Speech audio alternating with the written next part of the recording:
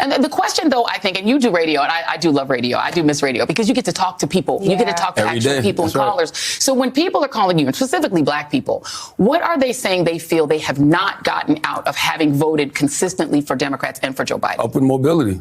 Simple as that. Like, people want security, and a lot of that security is financial. Like, it's simple and plain. And it's been, whether it was President Obama, whether it was, all the way back to Clinton to now Joe Biden, they feel like the Democratic Party has never promised that. And it's like, right now, the problem I'm having with my listeners, what am I supposed to tell them? Like, what am I supposed to tell them other than, look, man, Donald Trump is a fascist. You may think things can't get worse, but they absolutely positively can. Look how, once again, in closing, all they have to sell you is fear.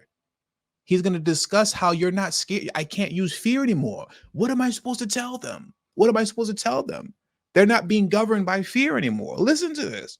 Like, the Democratic Party has never promised that. And it's like, right now, the problem I'm having with my listeners, what am I supposed to tell them? Like, the problem that I'm having with my listeners is, what am I supposed to tell them? This man, don't ever let him lie to you as if he is not being paid by the DNC team.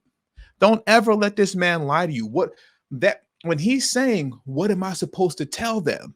He's saying this, he's giving you insight into the conversations that he has with the DNC. He's giving you insight. Because he's telling you right now, well, what am I supposed to tell them? I don't know what I'm supposed to say to them. That's what he's telling you right now. He's giving you insight into that. What am I supposed to tell them other than, look, man, Donald Trump is a fascist. You may think things can't get worse, but they absolutely positively can. But if they feel like, I've already lived through a Trump presidency, I lived through Reagan, how much worse can that get? Like, it's like, what do I tell them? They're not afraid of just telling them to go out and vote because of fear anymore. What do I tell them? What they're not afraid of going? They lived through Trump already. They lived through Ronald Reagan already. What am I supposed to tell them? He's saying that is insight into the actual conversations, in my humble opinion. I got to protect myself. I don't want to get Tasha K like what happened with Cardi B and them, right?